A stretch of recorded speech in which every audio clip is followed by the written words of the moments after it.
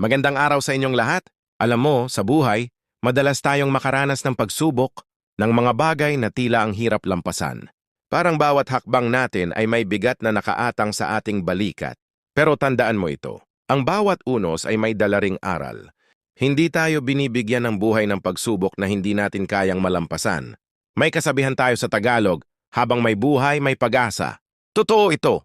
Hanggat humihinga ka, may pagkakataon ka pang bumangon, magbago na dabuti ang mga mangarap mo. Walang mali sa pagkakamali. Ang mahalaga ay ang pagtayo mo matapos ang pagkadapa. Minsan iniisip natin, bakit parang ang layo ng tagumpay? Bakit parang hindi ko kaya? Pero tanungin mo ang sarili mo, nagsimula ka na ba?